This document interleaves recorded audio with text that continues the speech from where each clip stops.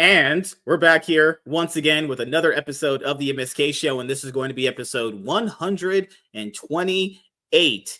And I just want to let you guys know a few things before we get into talking about what we are going to be discussing in this episode of the MSK show. So next week, me and Professor Savage Dad won't be having the show on Tuesday because he is going to be going out of town next week, and he's not going to be back until basically the end of the week. So when we do the show next week, it'll just be on Sunday after the Cloud9 podcast. So we'll do the Cloud9 podcast a little bit earlier, and then we'll just do the regular show, that following hour later after I get some rest. So I know you guys already know this because we talked about this literally last week. So the show was mostly going to be on Tuesdays because it's the best day for me. This is my first day off in the week, and I usually like to rest and build myself up to where I could, be as powerful as someone like Vegeta from Dragon Ball Z, get some rest, go to the gym, bang some girls, drive my Lamborghini outside, and read some great comic books, actually. And now we're at the point where Professor Savage Dad is just in darkness perpetually, just in scathing darkness. He's actually not even in reality anymore. He's actually just in straight darkness. He's just in a world of darkness. So darkness. Yeah, just letting you guys know. Oh shit, I got a watermark. Good gosh. So just letting you guys know that if we do not have the show Tuesdays, we'll just have it the same week on that Sunday. And also, I am going to be doing a comic book review with the Lapsed Comic Fan this Friday coming up, 7 p.m. PST, and we'll also be going over another topic as well in that show where we are going to be reviewing Jeremy Adams' first 5 issues on Green Lantern. So it'd be Green Lantern Back to Action Volume 1, and I think Volume 2 is coming out a little bit later in the year, but not like super later. It's going to come out like early March, April, actually. So, and in this episode of the MSK show, we are actually going to be doing a review of Transformers Transport into Oblivion Volume 2. So I know you guys really enjoyed us, reviewing Transformers Robots in Disguise Volume 1, which was done by Daniel Warren Johnson as the writer. And he was also the artist in the same book as well, and illustrated by, Mike Spencer right there. So if you guys obviously have not had a chance to go watch that review, I would just go and do that. So that way, if you don't want to be spoiled on what happens here, you already get that content for you on my comic book channel. My comic book channel is Master Swag King Comics and Manga, and the links will always be to any of my other channels in the description box below, whether it be Twitter, Instagram. Obviously, when you're watching this video, it'll be on the comic book channel. You can go subscribe to the main channel, which is where we do the MSK show, which is where we do all of the live content, and then it's just, clipped out for you guys to watch. So if you, don't have a chance to, consume a live stream, or if you don't just like podcasts in general, you can just watch the pre-recorded content because it's the same thing. It's just clipped out with all the, usual getting into the content by talking and having some conversation before it starts. But I can't wait to talk about this. This is one of the few books where I literally had to go back like 5 pages back and go, what the hell was going on? Because not only did I really enjoy it, but it's very rare for a comic book. I gotta go back and read. What the fuck? I was just so just shocked at what happened. Daniel Warren Johnson masterclass. If this guy ever left the comic book industry and started doing something else, I would feel so bad about that, because that would just be like a fucking blow. Good Lord. So wherever he's at right now, you guys better be paying him good, because I don't know if the rumors are still going to be true. Maybe he changed his mind. I heard that he was essentially not going to be the writer after the 24th issue. So first book is issues 1 through 6. This is 7 through 12. So the next volume would be issues 13 through 19, right? So that means by the 4th trade paperback, he would essentially not be the writer on issue 24. So no, he'll be through the 4th. He'll be through the 4th? Oh, yeah, you're right. Yeah. Yeah, because 24 will be the end of the 4th one, but after the 4th one. I already pre-ordered number 3, I've pre-ordered Void Rivals 3. I've got G.I. Joe's first trade pre-ordered, and I got the second Ultimate Spider-Man pre-ordered this week. So I'm pretty excited. Oh yeah. Oh yeah. I forgot. You're right, because it covers the 6 issues. So after volume 4, it'll be no. Wait a minute. Because if it covers 6 issues, it'll be 20 through 26, right? Or no, 19 through 25. Right? So this was, what was this? Yeah, no, your math is way off, dude. So this is. Are you saying I'm black, so I can't do math? I can't do a computer? You're black? I can't use a computer? Win.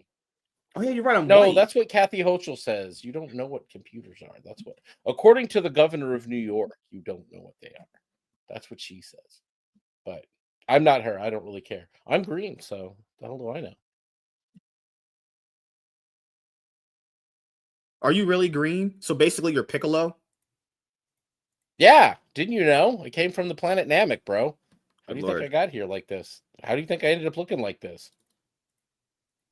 Oh, okay. So I finally just did the math. He would essentially be on the 4th book, but he would not be writing the final 2 issues, because the final 2 issues would be 25 and 26. So hopefully they can here. 12 through 6 should be through.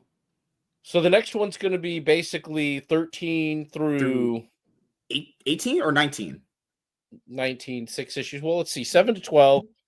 7 to 8, 8 to 9, 9 to 10, 10 to 11, 11 to 12. No, it was 5. This is 5 issues here.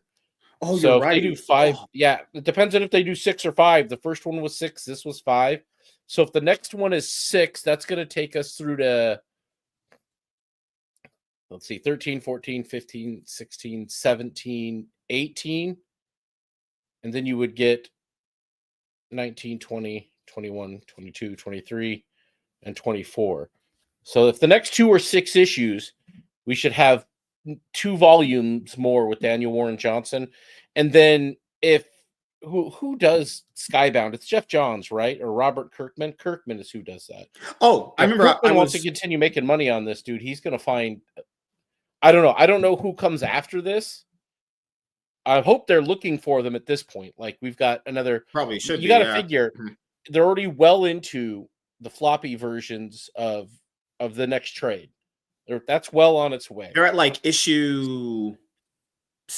They're going to be on issue 18 very soon. I remember, because issue 17 came out not too long ago. Yeah, so they're almost done with the 3rd arc. Yeah, they're almost done with the 3rd arc, which means they've already got to have somebody picked, and they're probably going to announce it in a little while. Yeah, I knew I was right. Oh, is that the cover for volume 3? I saw a different. Was that the cover I got? I gotta go. I think this is the direct market cover. Market cover. Yeah. Hey, whatever, dude. Yeah, but look at the price on that, man. $15.29. God, that's the other thing that's great about it, dude. I can't get these books in floppy for this. Not even close. I would imagine you would love it in floppy format, but I'm just so accustomed to now reading it in trade at this point now, where I just love it. It works in trade, and it looks good on a shelf. I like the decor of it, but it's, I get more of the story. I like it like this, and you know what? I'm fine waiting. They have to be prepping for Megatron at this point, because this one's going to have a backup. It has the Energon Universe 2024 special. So that, I don't know what's the content of that, because that's the free comic book day thing, right? They're probably, by the time, I would imagine Warren Johnson's going to end probably with the big reveal of Megatron coming back. I've liked them keeping him at a distance and not necessarily, they've done a great job all in on that right away. Yeah. No, it's telling a good story. You're getting to see a lot of conflict amongst the Decepticons. He's really doing a great job of playing out this kind of this thing that was always bubbling under the surface. You're seeing it a lot more and a lot sooner in the current comics, where you're seeing kind of the conflict between Megatron's underlings and the people who believe they should be in power. You've got Soundwave, who was always infinitely more loyal than fucking Starscream. And like, it always felt like Soundwave was the real kind of right-hand guy, like the guy that got shit done. But it was, Starscream was there because he was powerful. He had allegiances with the Seekers, et cetera, et cetera. So he brought a certain amount there, but he never had real loyalty to Megatron. He really never had loyalty to even the causes that the Decepticons had. He was just a fucking psychopath. That was Starscream. Just this narcissistic, psychopathic, just jackass. And that comes out so fucking good in this book. Like, I love how shitty the Starscream is in these books that he's writing. But you also get to see some of the conflict and some of the drama even between the Autobots and like the crisis of leadership that was left when Autobots, when Optimus and all of them left Cybertron, but there's still a shit ton of Autobots, fighting and dying on Cybertron. And oh God, I can't wait to review it. This issue was good. This issue was so great. Yeah. God, man. That's the thing I tell people is, man, the last time we talked about this book, I think because the first book came out, the volume 1, if I look, it dropped on, I forgot what the exact day, but I remember it came out May 21st, 2024. By the time we reviewed it, we were reviewing it, I think, around June, July, somewhere around there. No, we reviewed it the day after 4th of July. I remember it was the day after 4th of July. We reviewed it, and we're like, damn, it's going to be a wait before getting into the next volume. I'm going to be honest here. Yeah. Now, at this point of now waiting for stuff in trade, I know people say you'll be behind. It's fine. Just as long as you just avoid spoilers, you're fine. And I'm not saying reading this in floppies is going to be like bad. I imagine reading in floppies is great, but I'm just accustomed to just buying it in trade now, and I can't wait for the third arc. I mean, at this point now, this is to me like the best comic book series on the market, and they're coming out with a hardcover version where you're going to get issues 1 through 12. Will I buy that for collector purposes? Kind of have to, because I love that cover. That cover looks so fucking cool. God, I love the cover on that thing. It does. It looks really good. Yeah, oh, and I'm excited for all of them. This is like, I think that these books, this series right now, this is peak in comics. There is nothing else in mainstream that comes even fucking close to the story here. It's good. The characterization is good. And moreover, I'm 12 issues in or 2 volumes in, and it's consistent. And this is the thing. I hate to tell you this, comic book fans out there. It's crazy. But at the end of the day, this is the future of the genre, really, I think. Because as we all saw today, Diamond is like fucking done. Diamond's over. The day of the floppy may be behind us, and guys like Eric July, he was talking about it. He was talking about the distribution format and floppies and everything else today. And it's like, even Marvel and DC knew it, because Marvel and DC don't even use Diamond as a distributor, because Diamond had a monopoly on the market, and even they knew that. And the very second Lunar and Penguin Random House came in to be distributors, they left immediately. They got the fuck out of there. That means even they know the middleman system is bad. The one that had the biggest monopoly on the market for a middleman system, even they were like, this is stupid. Why are we with these people? All of retail is going to crap, dude. And it's going to, like, the whole market's going to be way different in a few years from now. Not just in comics, but just for purchasing stuff in general. But that's why it was so cringe, man, to see people bragging about, oh my God, I have my books in stores. It's like, what does that really do? I mean, I'm not saying that it doesn't give you a little bit of exposure. I'm not saying it doesn't. Like, if you go on mycomicshop.com and I'll see some of the guys that I've interacted with in the indie space books there, I feel that's awesome. That right there, being on mycomicshop.com is better exposure in an online store, which is one of the biggest online retailer comic book stores, is way better than being at some brick and mortar store. And the reason why we know this is because people don't actually know this. The comic book shop owners can barely sell the shit they're getting right now from Marvel and DC and maybe even Image, right? So them taking on your book is gonna make things even harder, because now they have some buttfuck nobody, and that's it's just taking up more shelf space. And it's like, people are very tribalistic when it comes to their comic books. The fact that they would even give you the slightest chance of the day means you would have to have a cover art page for your book so attractive they want to pick it up.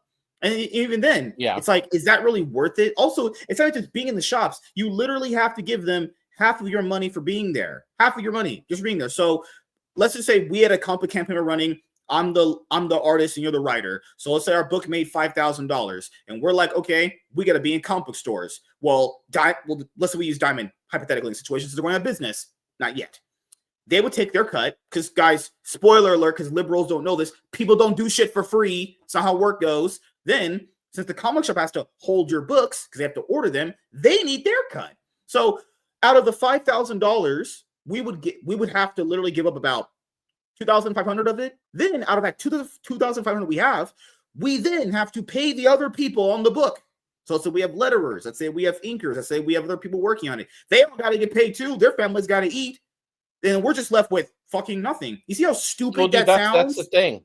You lose money on it though. Like even talking to Vaughn about it, like you're not going to make money on a book for issues. You know, it's an investment for a 22-page floppy. It's like Marvel and DC can't even do that anymore for the most part, unless it's something really, really good.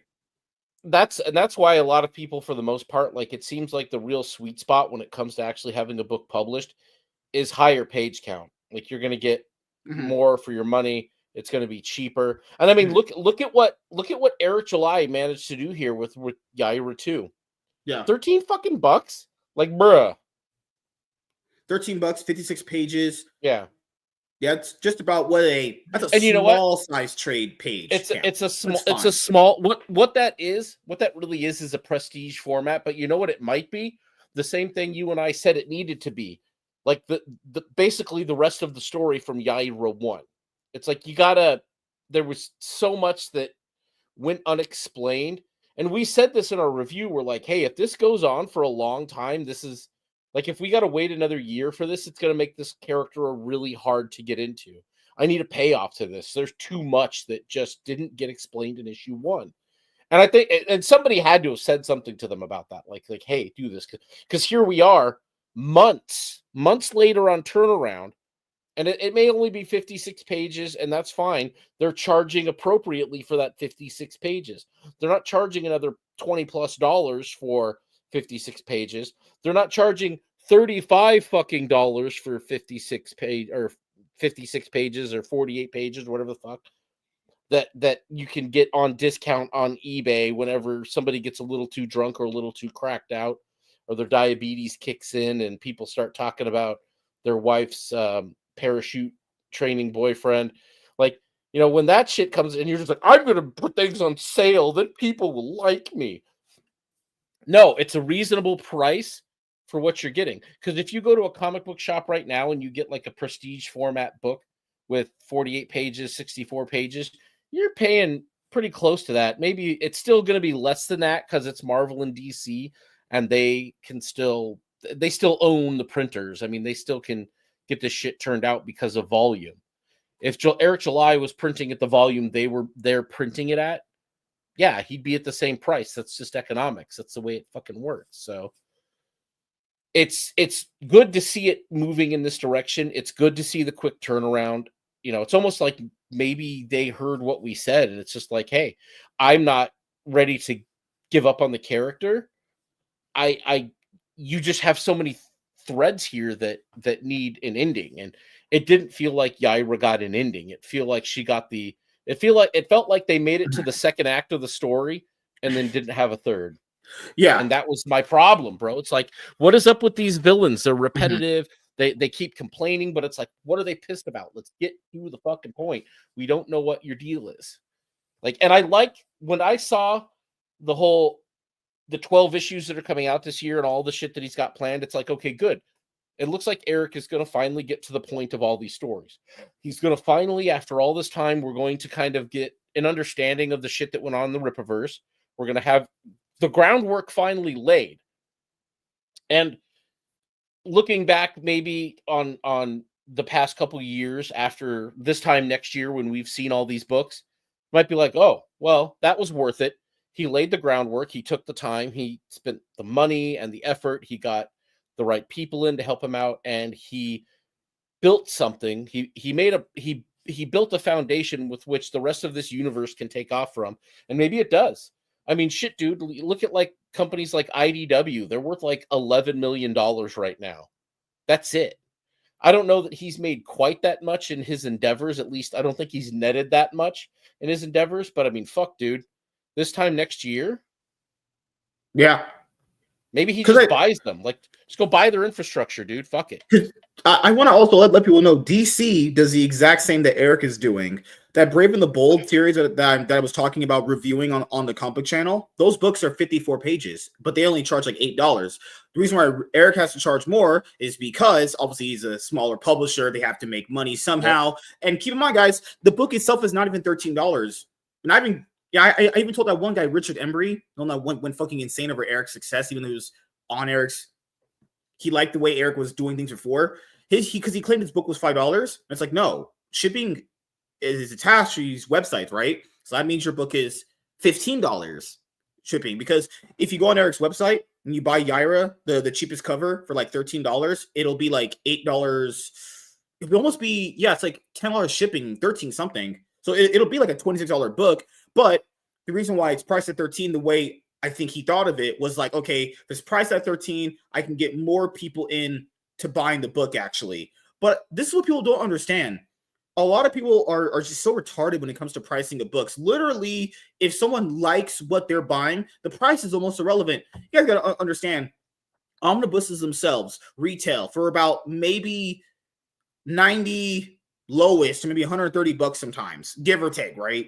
People don't care. They just buy them. You see a bunch of people with omnibus collections of a lot of characters. You know, I think the price structure in comic books for like the actual argument is one of the weird ones to talk about, because you have a bunch of people complaining about the price of comic books, yet they'll find any reason to buy any collected edition, any like trade, anything, you know? Like, you have people bitching and moaning they can't afford $5. And I'm like, if you can't afford $5, then you're just a fucking broke loser. That's kind of just what you are, you know? Now, if you're paying $5 for a lot of shitty books, that's where it begins to be a problem, because the amount of money you would normally dedicate to the medium is not really, you know, you're not getting that bang for your buck. So, also, I think Yaira being 56 pages this time around is better for it, because the first time I had read it, I was like, wow, this is like, I think 110 pages, I think it was. What was it? 112, something like that. Yeah. And it was just, I don't remember something.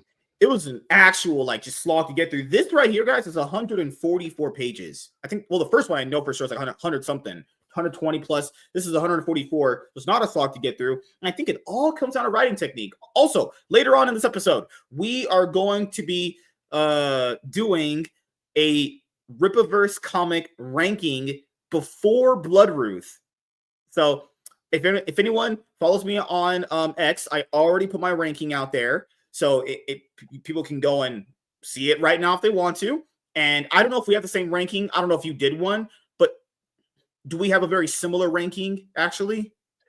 Pretty close. I think I had Good Ying before Alpha Core. I really liked fucking Good Ying. Like, it's Horseman, Good Ying, Alpha Core, and then, what was after that? I'm trying to remember here. I think it was Isom 2, Yaira. Yaira and Isom 1 were kind of the same thing, because they have a lot of the same issues with them. Explanations, understanding, where's this going? What's the villain motivation? What's up with this villain even at all? So it was a lot of the same kind of things. Yaira kind of had that same starting as Isom did for me. So, but issue 2 got better. I look forward to seeing the growth he's managed to make as a writer and understanding things. Like, you see a little bit of how he's gotten a bit better in Salvage PI and kind of that kind of growth. So I'm hoping he can bring that into the story for Isom. It is funny to see the massive cope with him announcing Isom 3 that everyone was having, like, oh my god, I don't, you can't call it that. It's like, you motherfuckers don't like know anything about that lawsuit. You're just fucking like, you're just staring at another man's wallet like a jealous woman, and nobody else gives a shit but you. Like, calm down, yo. It's a little much, guys. A little much. It's just so funny. People are being like, you can't do this, and like, I hate you. And it's like, you guys were still talking about a lawsuit that wasn't a lawsuit. It never even got that far. It never even got to a court system. That's not a lawsuit. Nope. None of the things that they It's said a lull suit. even happened. All right, Well, so we have they a did freak out over it because I know that Right. this review is going to take up most of the show. So let me back my webcam just a little bit right here. Okay, let me make sure I'm like a top G Riz master for the people. Okay, good. Yeah, my webcam was it tilted over because I knocked my desk. But yeah, we're gonna be reviewing this in just a moment, and then after that, we're gonna be doing our Rippaverse comic book ranking. I was thinking about doing a tier list, but there's so little books, it wouldn't really be worth it. I think to do a tier list, it would need to have like the company would need at least 10 books to do a tier list, at least. That's kind of fair, you know. But 6 books now, I just do a quick ranking of them, and you know, there's a reason why I had certain books above certain ones or the other, and I'll explain that much later. But yeah, got to get to the main meat and potatoes of the show. That's going to be my saying now. The meat and potatoes. I love meat down my throat. I love men. Men are amazing. Men make me happy more than women. Just saying, Mommy. men treat me. I have cocks. God, men treat me better. They know how to talk to me better. They're more smarter than women. They have more conversational points with me. Their charisma is better. I just love men. You know, hey, I just love me some men. Guys, I'm gay. God, I'm not gay. I love women too, to a certain extent. I love women, but not as much as men. You know, men are Any hole will do. That's what Diddy said. Slavery was okay. I agree with that. Black people need to be taken down by white men again. Give them freedoms, and they just went insane. Am I wrong? It's a little much. I'm not gonna lie. Do you think the KKK was misunderstood? Negro, please. God, that's not true. I really Hey, where are think, the white women at? I think Melanie Mack is really hot. Yeah, no, I don't agree with that at all. But yeah, She's we're shaped living like a in. plank of wood, bro. Yeah, holy shit.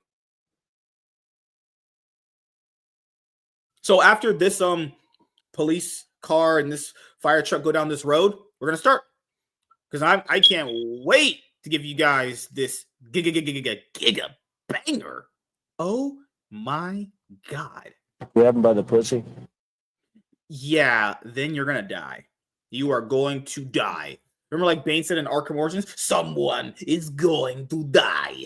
Ugh. Why does he always sound like that in every iteration? He sounds like some smoker Italian. I don't know if that's his intended reason to sound like that from, I guess, Graham Nolan and Chuck's perspective, but every iteration he sounds like some fucking Italian mobster with a fucking smoker's voice. But yes, guys, let's talk about some Daniel Warren Johnson masterclass. All right. And keep in mind, before I go over this, this is the last time I'm going to mention this in the MSK show. Whenever there is people doing content with me, you can always find where to go subscribe to them and follow them on social media. The links will always be in the description box below. So if you ever want to find, you know, the people on the videos because you liked what they said, you liked their personality or whatever. I mean, they're never going to be better than me, but I will give them some clout by having their links down below. And it'll be the first link you're going to see, so you don't have to scroll down that far, obviously. See? There you go. This is literally always facts. Man, why are there so many police sirens tonight? Black people are just getting in trouble all the time. You're so dumb. I'm not listening to your stupid classes. Oh my goodness. And that's a very bad idea.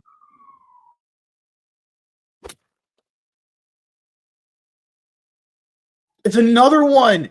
I'm not kidding. There, something really bad happened. Hold on. Let me check my town Facebook page. No, it's not even the normal. What's wrong with you guys? Well, it's not even the normal you know, fire truck that goes down. You hear one. I've heard like 3 or 4. Let me check the town's I'll go home and page. play video games. Are you're not in LA? No, it's a Tuesday night. It should be quiet. Nah, bro.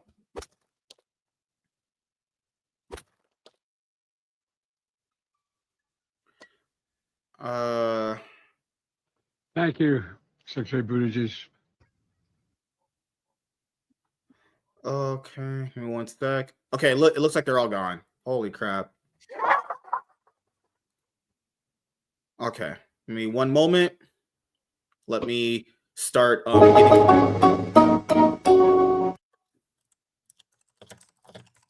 Okay, let me send that last message. And let me put this tab over here. Let me go back to this tab. Tabs out. Give me one sec, guys. One sec. Transformers, comics. Secundo. Secund. That's not true. That's not true. I never said these things. Never said what now? I never said these. I never said that. This is fake news. Michael is Michael is fake news. That's not a real person. Oh my god! I don't know. Michael seems to be onto something there. I wouldn't just say he's completely off here. Okay, so I'm gonna bring up the Transformers, Transport to Oblivion Volume 2 League of Comics Geek page just for a second, and then we're good to go. Oh my god! Internet, let's go! Come on, let's go! Oh my goodness. Okay. Let me go into this. I just gotta find this really quickly. Drama alert, not drama, drama. What are you getting? Why are you getting into drama?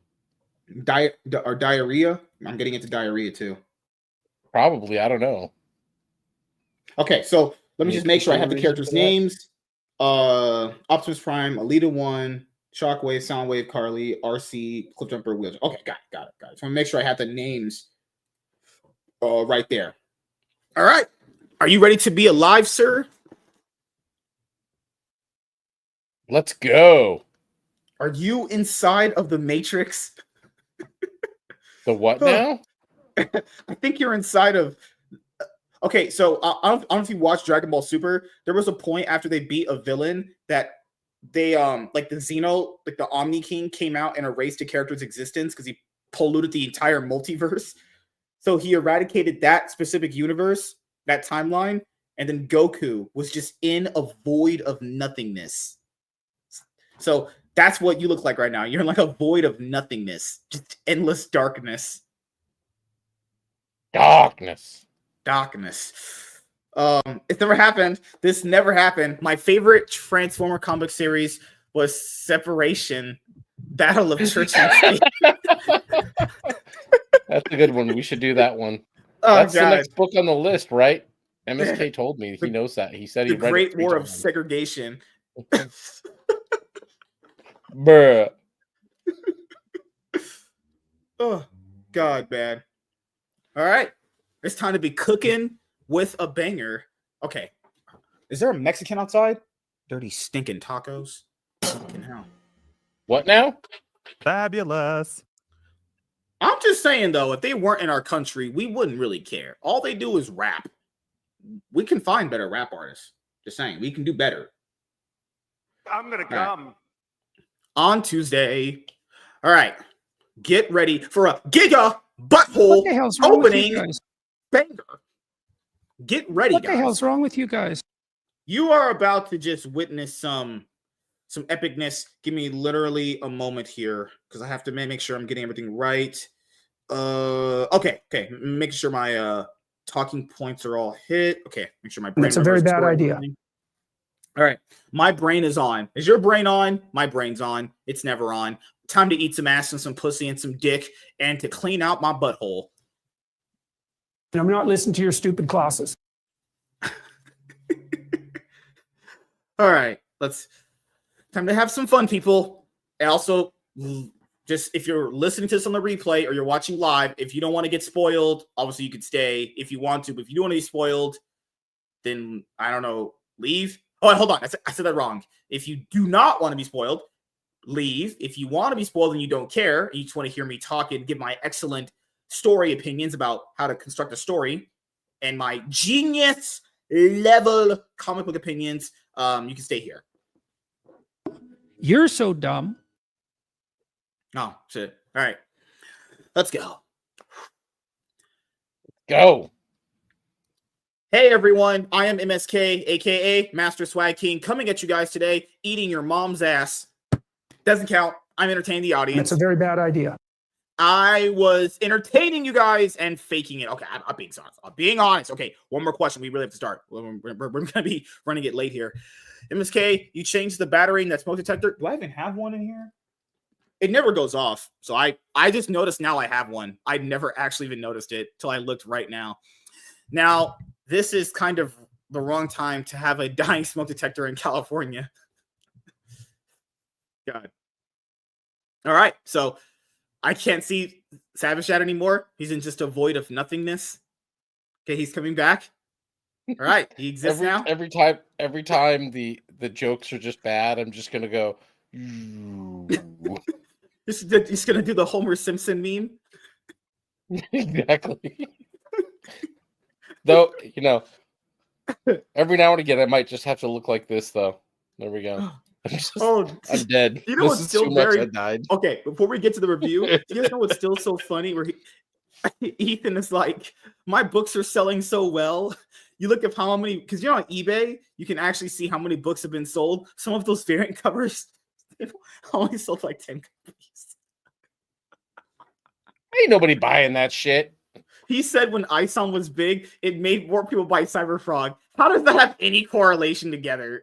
That is a lie. That was a lie. That was literally just a disingenuous hack of a lie. People like some people barely knew what indie comics even were. All right, let's go. Hey everyone, I am MSK, aka Master Swag King, coming at you guys today with another video. And if you guys are returning viewers or new viewers, then please consider subscribing to the channel if you have not already. Leave a like on this video if you enjoyed it and comment down below. Also, make sure you guys hit the notification bell. That way you guys can get notified on whenever I upload a brand new video. And in today's video, we are going to be doing a comic book review on Transformers Transport into Oblivion Volume 2. So if you guys have not had a chance to check out our Transformers Robots in Disguise Volume 1 review, I would highly recommend you guys go and check out that review first, because that way you guys can kind of understand where the story is leading at this current point in time. And you can see just the absolute Daniel Warren Johnson masterclass that was in Transformers Robots in Disguise Volume 1. And for those of you guys who didn't actually hear me say this, or you weren't on social media following me, which you should, shameless plug right there. Transformers Robots in Disguise Volume 1 by Daniel Warren Johnson and Mike Spencer was, if not one of the best comic books I have ever read. I'm not kidding. I am not capping when I said that. That was not only just one of the best books I read in 2024 as far as comic book wise, it was just one of the most well put together comic books that I have read ever. Just the writing, the dialogue, the pacing, the story, action, all of that. Now, you guys are probably going to ask me, since you know how much I like that first volume, did Transformers Transport into Oblivion Volume 2 live up to that? And I'll just say it right now. Yes, it did. Now, is this better than Volume 1? It's really hard to say, because I don't think it's better. I think they're just about even, honestly, compared to, how expectations are for the first volume compared to the second one. Now, if we're looking at basically, oh my God, oh no. Cry about it, bitch. That's what you do. How can you make money with such a stupid idea? And how can you not make money with such a brilliant idea? At first, we didn't know what to do with all the money. We tried burying it, shredding it, and burning it. My brain froze. Happened? My brain froze. Don't count that. One retry. That's it. We're gonna hold on. We can, but I gotta go do something. I gotta use the bathroom right this second if we're gonna take a break. So I'll be right back. Just give me a second. Just a whole second? Yeah. I'll just do it outside. That's just disgusting. All right. Let's just go through some of these comments here. Walter says, you get that no smoke detector situation figured out? Walter, I have a smoke detector. Literally, I have one. Do I ever use it? Not necessarily, but I do have it. Go blackface savage dad.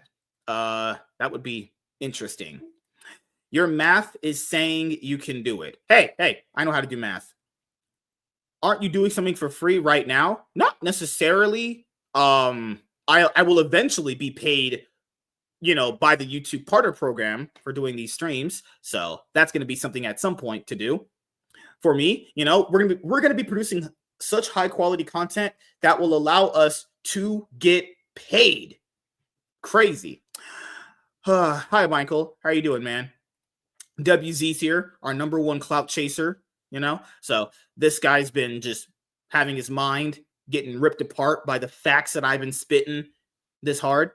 Professor to MSK, I'm sorry, little one. Hey, I'm the what's that thing in Star Wars actually?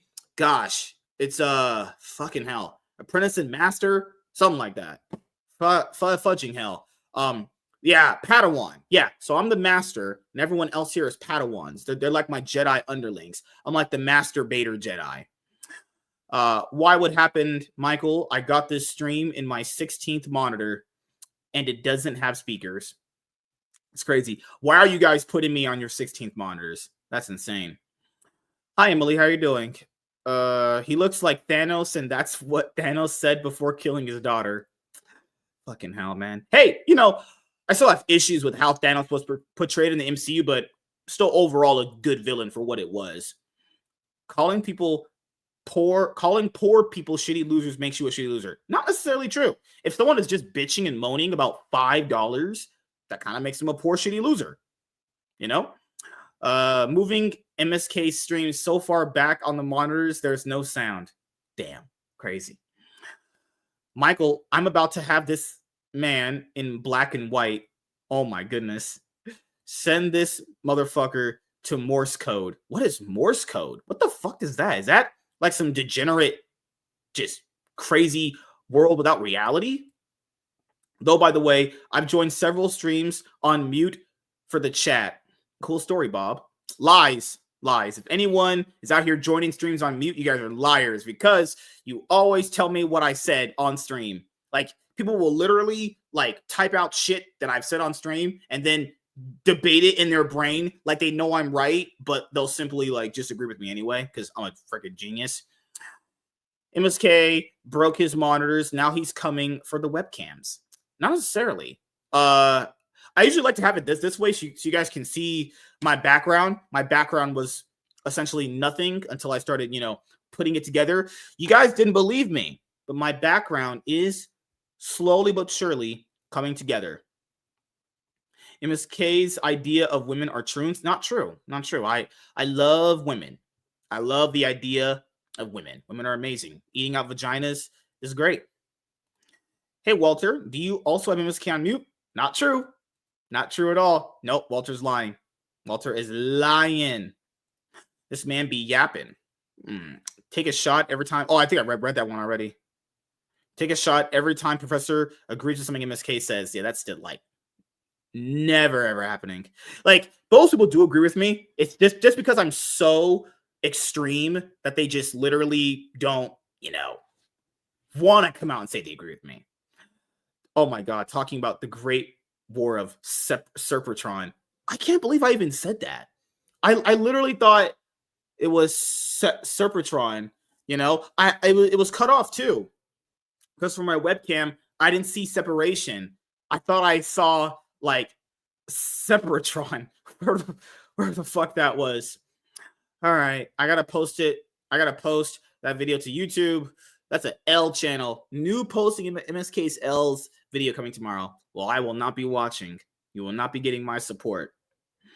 The smoke alarm beeping is the basket. What the heck? Oh my God, I can't read. The smoke alarm beeping is the blackest thing you've ever done. Lord, I miss online cinema entertainment. The only reason why I changed the name is most people just know me by just MSK and Master Swag King. That's it. So I felt as if I just used the name that everyone knew me by, it would just be a lot more easier. I actually liked the name. I thought it suited perfectly for what I was trying to do. But, you know, people will never understand my greatness, you know? Pouring one out for my GOAT, online cinema entertainment. Michael, you're insane. I hope you have sex with all those black women that you are choosing to have sex with. MSK is such a cloud chaser, he would stream during an evacuation. Good Lord. I don't know. Would I? I actually wouldn't. I don't think I could. Due to me being hamstrung by some things that I wouldn't be able to do. Because I don't have a strong enough. It's not that my phone can't stream. It would just be like not worth my time. Because if I stream IRL on my phone, it just drain the battery way too quick. Like my phone's one of those Android phones where it has not a good battery. So if you like live stream, it's just, man, it just destroys it even more so. I just want the chat to know that before the stream started backstage, MSK was telling me his favorite actual Transformers story is 12 Years in Autobot. That's just, what the fuck are you talking about? What the This never happened. I'll go home and play video games. We are literally most people in the chat, and we disagree with you. So no lies. Oh goodness, I like listening to MSK in the background. Just lies.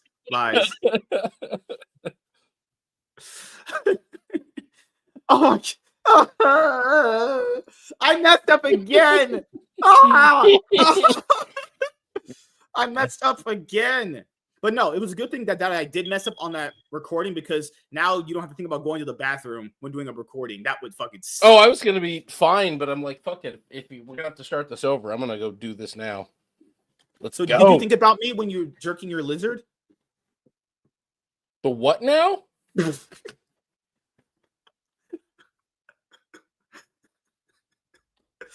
Oh, God. Should I go to the bathroom before we start the review? Yeah, if you need to. Just go outside. Entertain the chat? All right, everyone, talk to Savage Dad. I'll be like literally 2 minutes after I wash my hands. This is just how long it takes him to beat off, guys. Let's all face it. What his real interest was not going pee. He just kind of needs to get a little going. He was talking about all those guys earlier. He's clearly got a man in mind for his session he's enjoying right now. I wonder if he can hear us talking about the fact that he's in there beating it, and he's going to be done so quick. Just watch. I'm telling you guys. He finishes faster than I'm trying to think of something that he finishes faster than a Thanos snap. I don't know. I didn't really have a good ending to that particular joke. Oh, there we are. Nope. Let's finish fixing the camera. There it is. Look, I told you he'd beat off really quick, guys. He's already done. There it is. Master Jizz King. That's just kind of gay. That's extremely what? Gay. God. We knew you were beating off. It's like, all right. We just knew that, 48 seconds and you're back out, bro. That wasn't even 48 seconds. Oh, yeah. I'm going to the meetup this year. Hopefully we see everyone there like we did last year. Oh, and if people don't actually know this, I think on the Rippaverse YouTube channel, when Eric was talking to the Sasuke sisters, they said they're going this year too. They said they would have went last year, but they were obviously filming their new movie, which was Festival of the Living Dead, something like that. So the Sasuke sisters will be there, and I'm gonna get a picture with them. Obviously, oh, they are. And the caption is going to be, "Why have one sister when you can have them both?" But they're actually going to hug me because they like my my post about. What do you mean? Better, so yeah. I think that they will pleasure it. That's not a word. That's not a word. We're into older white guys, bro. I'm telling you right now. I think when they touch me, they're gonna be like, "Oh my god, he's such a masculine man. I'm getting off just touching him." Because a lot of women just love what I can bring to the table.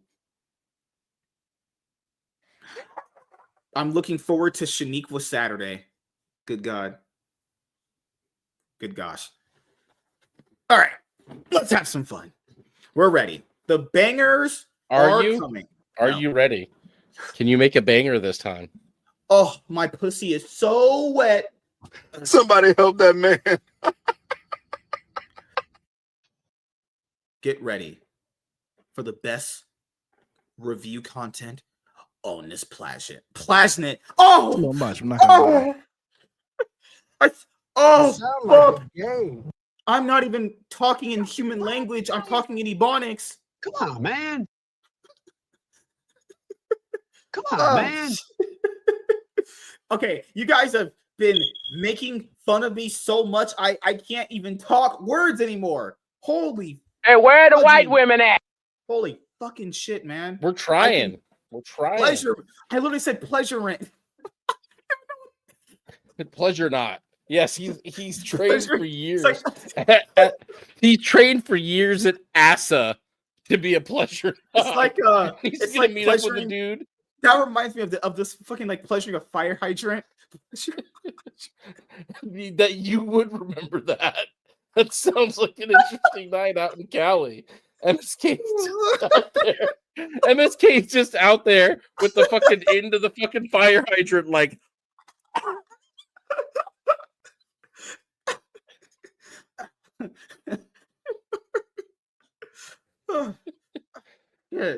Shit. Dude, I'll never forget this tweet ever. Remember back in 2013, Burger King? They had a tweet and the caption was, "Women belong in the kitchen." And MSK belongs out in front of the hydrant. Oh, God. Just imagine a big fast food chain tweeting out that women belong in the kitchen. Bruh. The fuck? They don't even have any dicks, so it's weird. God, remember how we were supposed to get mustard-flavored Skittles? Nope. I'm not kidding. We were supposed to get mustard-flavored Skittles that never came to fruition. Dude, that just sounds just like hell. God. All right, time to get serious. Let's go. That sounds like a song that Fuzzy Lumpkins would play. That villain from Powerpuff Girls. Holy crap. How do I remember that show? Jesus Christ. But, all right. Wasn't his name the villain Mojo Blojo? No. All right. All right. Are you ready for some Bang Her content? Hey everyone, I am MSK, aka Master Swag King, coming at you guys today with another video. And if you guys are returning viewers or new viewers, then please consider subscribing to the channel if you have not already. Leave a like on this video if you enjoyed it and comment down below. Also, make sure you guys hit the notification bell. That way you guys can get notified on whenever I upload a brand new video. And in today's video, we are going to be doing a comic book review on Transformers Transport into Oblivion Volume 2. So, if you guys have not had a chance to check out our Transformers robots and buttfuckers. Oh, no! Shit! Buttholes! I love fucking buttholes. Oh, I've got a better idea. Why don't you go across the street and buy some condoms? Because we should at least be safe if you're gonna fuck me, Mom. Eric? You might as well go buy some cigarettes, too, because I like to have a smoke after I get good and fucked. You want to fuck me, Mom? Just say so. Go ahead, here. Huh? Go ahead. Okay, can't show that. Can't show that on YouTube. All right. I'm betting he resets 3 times. Okay, this is 3rd time's the charm. I promise. I will literally be giving out the most quality of content known to man. Okay, hold on. After that guy goes. All right, let's go. Let's be serious. Quality begins now. This is cinema. Butthole fuckings. Yeah, I remember this girl just basically just told me just stick it in there. And I'm like, you know what? You're right. Girls always tell me that. She's like, can you eat me out so hard my pussy just drips lactic acid? I was like, dang, bitch, you crazy. No, not doing it for you guys. All right. Okay, so Professor Savage Dad is back into a void of nothingness, as we can see, you know? MSK, the separatron of the butt kind. Oh my goodness, that's just really gay. That's just so unbelievably gay. If Walter wins, he gets a lifetime supply of Nasquack. If you drink Nasquack, your dick is literally gonna fall off. But no, and honestly, we have to go because we have to do this. This is going to be a long video, and we can do the other one. All right. Hey everyone, I am MSK, aka Master Swag King, coming at you guys today with another video. And if you guys are returning viewers or new viewers, then please consider subscribing to the channel if you have not already. Leave a like on this video if you enjoyed it and comment down below. Also, make sure you guys hit the notification bell. That way you guys can get notified on whenever I upload a brand new video. And in today's video, we are going to be doing a comic book review on Transformers Transport into Oblivion Volume 2. So if you guys have not had a chance to check out our Transformers Robots in Disguise Volume 1 review, that review is up on the channel right now, and I would highly recommend you guys go and check out that review first. That way, if you have basically been kind of, on the fence about basically buying this specific Transformers comic book series in the trade paperback format, then hopefully that review can convince you to obviously go and buy at least just the first volume for Transformers in the Image and Skybound series that they are currently doing right now. So for those of you guys who don't follow me on social media, which you should, link is in the description box below. Shameless plug right there. Transformers Robots in Disguise Volume 1 was my favorite comic book series of 2024 as far as the trade paperback that covers the first 6 issues. That was, if not, one of the best comic books that I have ever read in my entire life. Shit was just so damn good. Daniel Warren Johnson is great. Just pretty much Daniel Warren Johnson supremacy, Daniel Warren Johnson masterclass. And the time that we did the review of Transformers Robots in Disguise Volume 1, we actually did it on July 5th, but you guys saw the VOD later on the comic book channel that you guys are seeing this video on, is because I was, getting all of my reviews in order to be released to you guys. And when we actually did that review, we were actually just waiting for this to come out because this came out in November and the first volume actually came out in July. Now, the next volume is actually going to end up coming out later on this year in June, July, something like that. And Transformers Volume 3 is going to be covering issues 13 through 18. And this one, obviously right here, that we will be reviewing today is covering issues 7 through 12. Okay, so is Transformers Transport into Oblivion Volume 2 just as good as Transformers Robots in Disguise Volume 1? They're literally about the same. The exact same, I would say. I love them both. After reading this, I will just say this right now. This Transformers series that Image and Skybound are doing with Daniel Warren Johnson and Mike Spencer is one of, if not the best comic book series on the market. And I will just make sure I emphasize this once again. Do yourself a favor. Go and buy Transformers Robots in Disguise Volume 1. And then go and buy this. You will not be disappointed.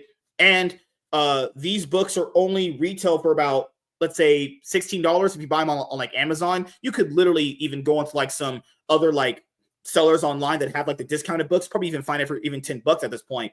But if you are a Transformers fan, you are literally eating so good right now. But before we get into talking about everything in here, what about you, man? I know you liked the first volume as well. Did you like this one? Oh yeah, dude.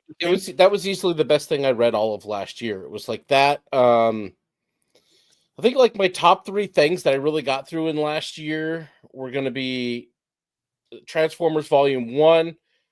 That was fantastic. That was good. The Duke trade was fucking. Mm-hmm. That was a fucking banger, dude. That was unexpected, out of nowhere greatness. I know a lot of people talked about it as the trade paperback, or not when the trade paperback came out, or by the time it did, everyone was clamoring about the miniseries. It was great, and it's still Energon universe stuff.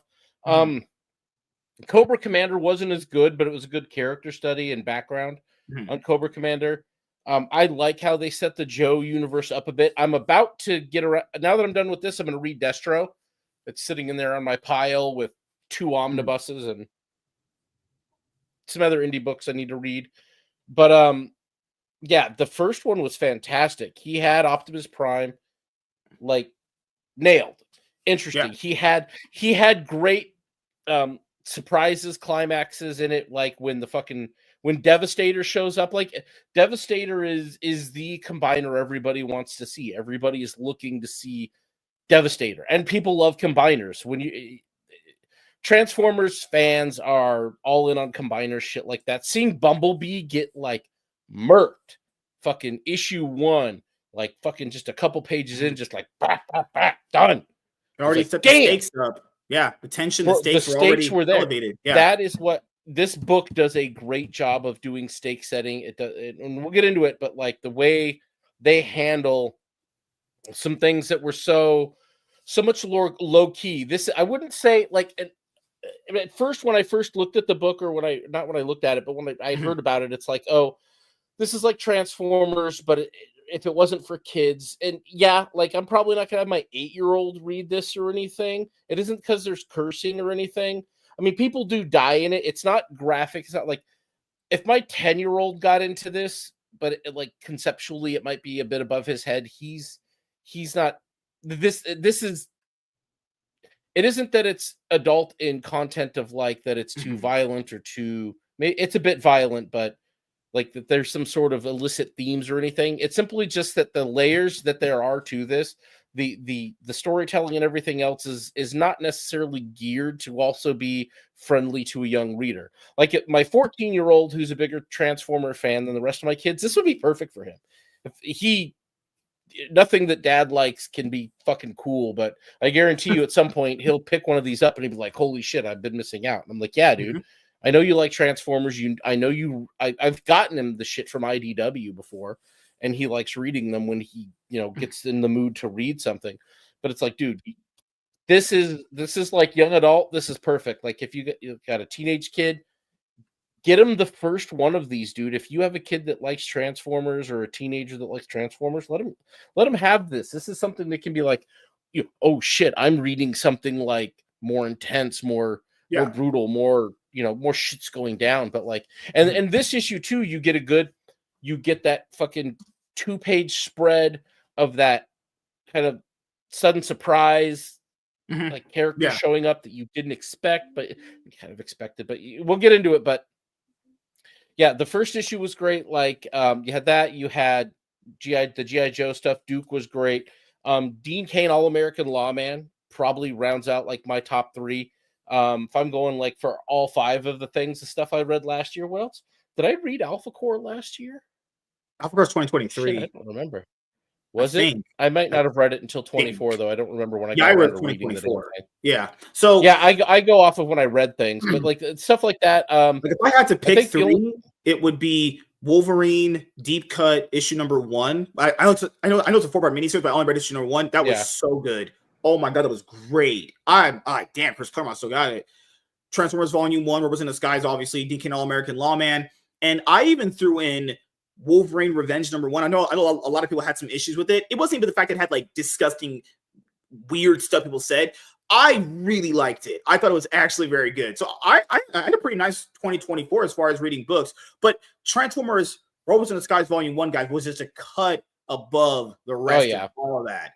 And we're going to start it here because I'll just echo off of the thing that you said earlier, which is if you're a Transformer fan and you've been like so mad at the movies, the way that they've been handling a lot of characters, just even recently when we're talking about Transformers, everyone said that the Transformers 1 animated movie was really good. And the reason why I didn't watch it because I did a trailer reaction on the channel. You guys can go watch it. And that trailer looked like just actual shit. But apparently it was not actual shit. Just go off word of mouth. It was all right. I actually watched it myself. But people said it was really, really good. And Transformers is always getting treated badly by Paramount as far as like movie-wise. The live action movies are all pretty much just bad outside of like they're kind of like so bad they're good, but but a majority of them are not that. Like the only ones that I even so bad are good, the first one and the third one. The others are just extremely just dog shit. They're just not good at all. That's the thing though, dude. Even the cartoons, they don't get good treatment. Like the last cartoon they put out, like Earthspark or something. It was on Netflix. I remember, yeah. No, it wasn't on Netflix. It was on. It's on Paramount. Paramount It had the 3D model design. Yeah, they sold it over there or something. I know they've got like the Cybertron one. And they got some of the other ones, but no, the last one was Earthspark, and it was just bad. it's so dumbed down. It's so like they're really aiming at a market of kids. Like it might as well have been that Rescue Robots or something, dude. It was so lowbrow. Like that's why it's so crazy to me that Daniel Warren Johnson and Mike Spencer have just knocked it out of the park. I think it's because they actually liked them. I think it's because they actually cared. If those guys aren't like real fans of these characters, they must have done a lot of fucking background on this. Like this reads like something a true fan would write if they could basically go back and take in the book. If you, I know you guys don't like the Michael Bay stuff about like transporting Cybertron to the Earth. Well, that wasn't just that though. You're crazy. That actually happens in this book, but it's not the typical like way that they do it in the movies. It's actually done in such a good way that it actually has a ramification of how the characters even interact with each other and how the next arc's going to play out as well. So I like that. Dude, like, I don't mind that as a plot storyline. It just depends on if it's just generically there, so it just has to push the plot forward. No, dude, what that is that's some shit out of season 1 of G1, dude. Like that's what a lot of the first book in this is like this homage to that first season of G1. But they're adding they're adding layers to it. They're giving you more characterization than you got out of a cartoon from the 80s. Because Transformers was a methodology with which to sell toys. That's what it was.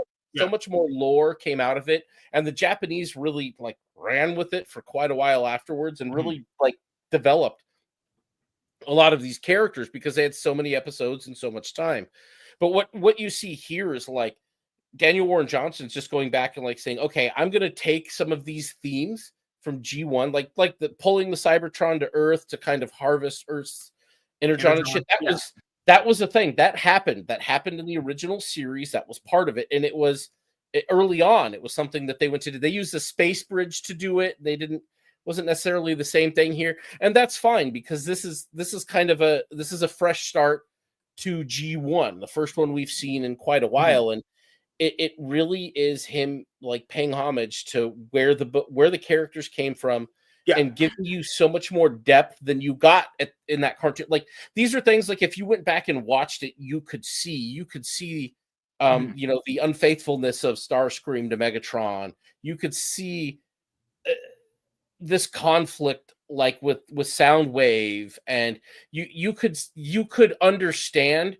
And he takes this stuff and he pulls it out and he develops it. And it's like, this is like all of this makes so much perfect sense. You're hitting such great character beats here that it's just like this is one of those comic books where like you start reading it and it might be a little slow initially up front, just might be in the first 2 pages, but when it starts picking up, it is just constantly a ride from start to finish.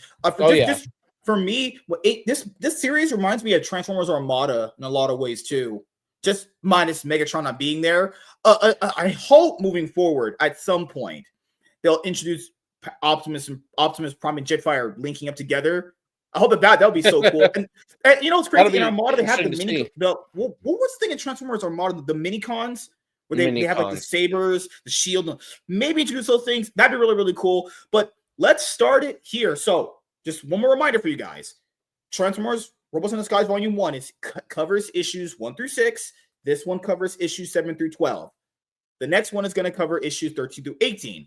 So let's get into it. So there's actually many angles to cover this from, but I think the best angle to cover it from is talking about that character right there that is on the front page of the cover that he has. I have the open order cover because to me, this symbolizes what the series is. It's kind of like Optimus Prime with the weight of Earth's shoulders on his hands. I feel like this cover symbolized the series better. But that one, looking back at it now after reading it, ages pretty well, honestly. Because initially up front, I was like, I hope it's not going to be some cringy girl boss character. Because obviously that's a girl character because he likes the pink for the girl Autobots. Because RC is pink and she was in the last one. And my slight criticism of Volume 1, the only criticism I really had was that he introduced RC so late in the story. She almost felt like she wasn't even needed.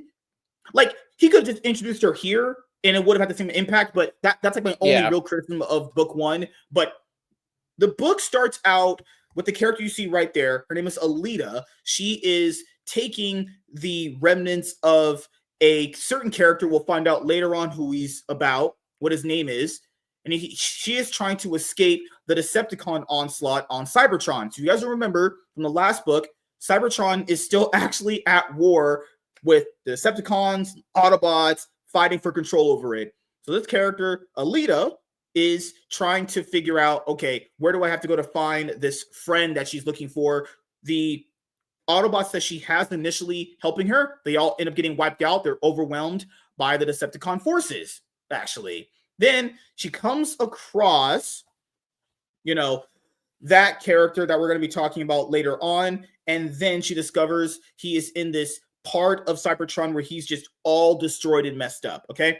Then you get to the next point in the story where, as people know from the Transformers Robots in Disguise Volume 1, the Earth now knows that the Autobots and Decepticons are there. So you have the Navy forces trying to obviously send help out to the places that need it, where the Decepticons are at. But then the book takes a different turn after that. So as you guys know, in Transformers Robots in Disguise Volume 1, Starscream is the main villain of that first book, right? So in this book, Soundwave, and then later on, Shockwave, they're the two main villains of the book. So Soundwave is like, you know what? I do not like the way you led the Decepticons in Transformers Robots in Disguise Volume 1. He's like, you know what? Fuck you. I'm taking your bitch, and I'm taking over this operation. That's literally what he did. He was like, I hate the way you ran things, and I fucking can't stand you. He ends up just beating his ass, taking off one of his wings, and then kicking him off a ledge. I was like, oh shit. So already from just basically page 1, starts out a little slow. You don't know where things are going yet, places you into the human aspect of it, then gives you where the villains are going. Just awesome setup. Just in the first 5 pages, already setting up where the story's going to go, with mystery, with suspense, with tension, and then the one villain from the last book already getting overthrown. You're like, oh shit, Shockwave's here.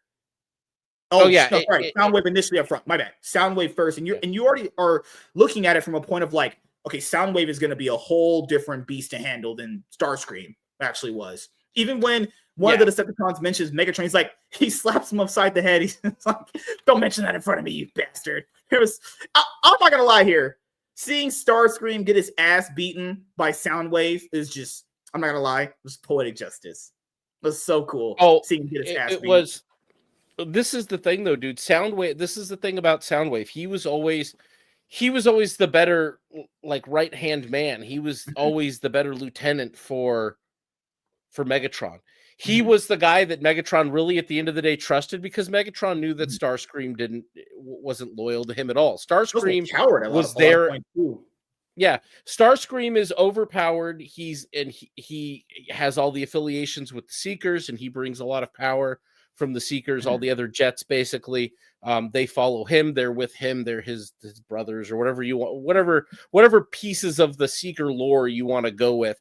But and that's what put him there. It wasn't because Megatron trusted him. It wasn't even that Megatron liked him. That's why, when Megatron always needed shit done, it was Soundwave he went to. Soundwave was his kind of operative for making sure that things got taken care of. And there was always that kind of that dynamic under the, you could tell. If you go back and watch G1, there's this low-key tension, you feel in the background between the two of them, because you could see that Megatron would look to Soundwave for shit to get shit done, and Starscream just wasn't trusted in that way. And seeing Soundwave just come out and be like, I'm the better man, you let them fuck up Ravage, and basically tore Skywarp to fucking shit, and all this other shit, and it's like, dude, no, you fucking sucked, you fucked up.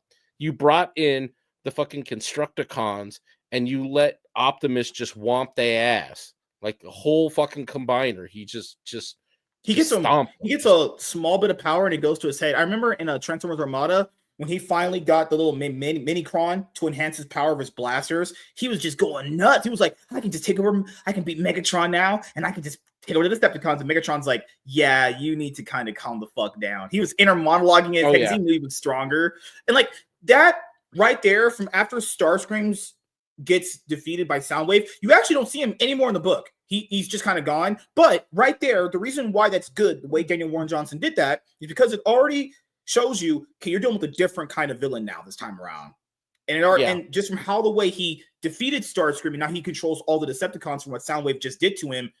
Now the stakes are set. So the kid. So basically, long story short, about the boy, because the girl's most of the main character of this arc. The boy that was, I forgot his name. He was shot.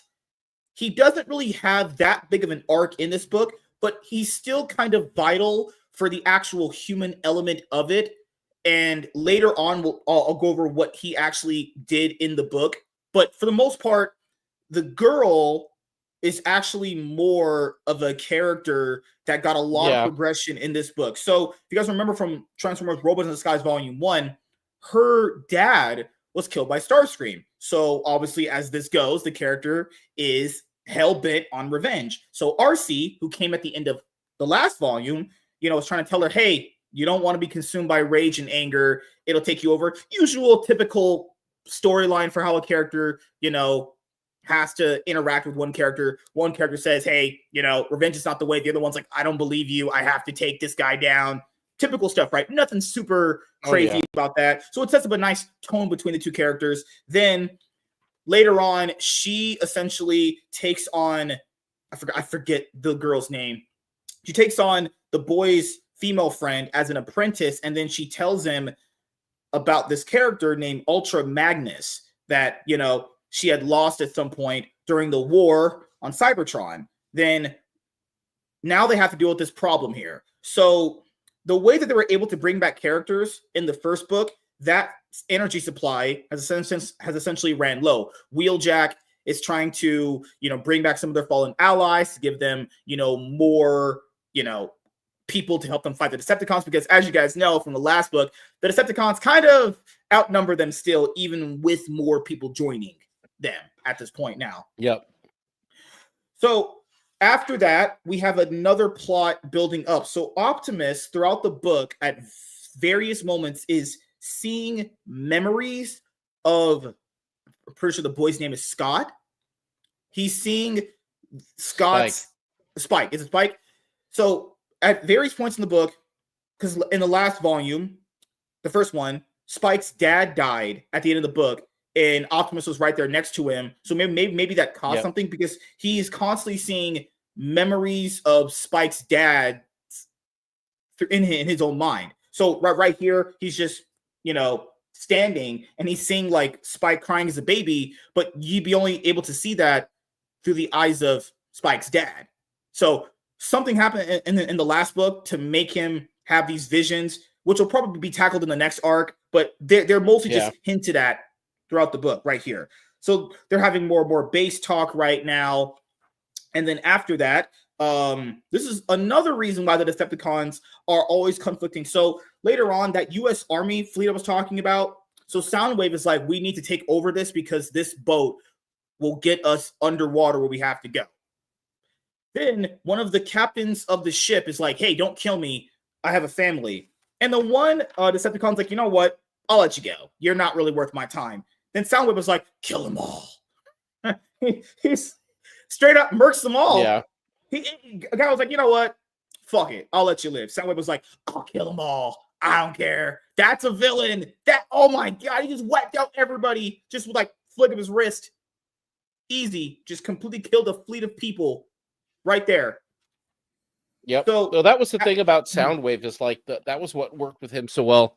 And when we see Shockwave here in a little bit, like Soundwave was always calculating. Soundwave was always vicious. Soundwave never had a lot of these drawbacks that Starscream had. And that was what I thought raised the stakes so much for this book here. Just like took it up and said, here, look at all these other stakes that are going on. Look at this conflict. Like this really highlights the perpetual conflict that leadership and the Decepticons always faced.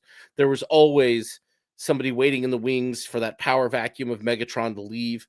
And it's just interesting to see it play out without him there. He's hitting on these great character points and these beats that never really ever got fleshed out in G1, but you could see them there. They were There was always this subtle kind of implication for some of these characters, and Daniel Warren Johnson like sees that or remembers that or has the season running on loop in his fucking wherever he writes at, because he's constantly able to take these characters, understand these characters, and pull on these threads that make that add layers and depth to some themes that we've seen before in Transformers and make it so much more, such a more interesting story. It's like it's not like, but in the same sense of like how J.J. Abrams basically created a new hope in The Force Awakens. Like that could have been a good movie if he had a good concept. Yeah, but if he wanted to do that, he needed to really pull on some threads of stuff from the old movie. I mean, not necessarily make it member berries, but pull something out, like these threads and themes that maybe in the 70s they didn't cover in the same way, or they didn't add depths and layers to the character that you get. Instead, he just gives us like maybe not a shot for shot remake, but there is no depth to anything that happened in those trilogies. But this is what happens when you've got a competent writer that comes in and says, I'm going to take these threads and these themes from the G1 series, and I'm going to pull these things out. I'm going to raise these stakes up, and I'm going to do it well. I'm not just going to like sit there with my pud in my hand and cash checks from Hasbro for writing a Transformers book. I'm going to actually put some fucking effort into this, and you can see it on every page. With every character he introduces, he gives him a purpose. That character. Yeah. They have a purpose and understanding. Like one of the characters that we'll see later in here, it's such an interesting and well fleshed out take of the book we're going to get to is just heartbreaking, gut wrenching, pulls you into different places. So after that, Carly dude, playing with this missile launcher and shoots a missile at Optimus accidentally. Then RC defends it, and then later on, this is what gives Carly, because Alita's the other robot we'll talk about later. Carly, you just feel kind of bad for her. She lost her dad, and she's like, what's the point of living anymore? I don't have anything. And you're like, all she has is revenge. And you kind of like understand where she's coming from, just having like Autobots and Decepticons come down, and then her dad ends up dying because of Decepticons. She's hell-bent on revenge, and you have RC there as like a comforting mother-friendly figure there, which is good. So the next part, you have Soundwave and that other Starscream lookalike guy, right? I always forget his name. He's there with Soundwave, and Soundwave unveils that they have a ship there underwater right here. They got a ship there that they are going to be utilizing for something later on. So Soundwave ends up such a great reveal, pulling up the ship right there. And then the next part you have is Jetfire coming out. And Jetfire is locked in that form, which was like, what? He's just locked in this airplane form that he has. So he just sees darkness. So he just has to communicate with Optimus and Wheeljack just by talking. And Optimus is like, you know what? I'm sorry for having you do that. I'll just sit down and comfort you. Another great thing right there. Then later on, Soundwave uncovers the person that he wanted to find in that underwater ship. And that's actually going to be the other main villain of the book, which is going to be so you have initially Astro Rain. He's initially the first one. Astro Train, he comes out and he's like, yeah, dude, this was good seeing him come out. Like the scale of him, they made him so big. He's just coming out and like he just punks the other guy. He punks the other guys. Also, another Decepticon. That I like that they make him powerful, and they make him big. He looks huge. He looks jacked, but he's pissed at Megatron too. Like Megatron fucked him over and basically locked him in here. And it's like, I want it. Like he's like out for it. And like, and Soundwave doesn't say shit. He just like realizes that Astro Train wasn't even knocked out. Like bro was just locked up. He's just in there. They don't need to restore him or do anything. And Astro Train, like if you look at him here and you can see like the scale of him, he's a big fucking guy. So they've got him out. He knocks a few people around, and it's like, fuck, dude, that's good. That's intense. Like, you get to see some more characterization there. This is the other thing that Daniel Warren Johnson does that was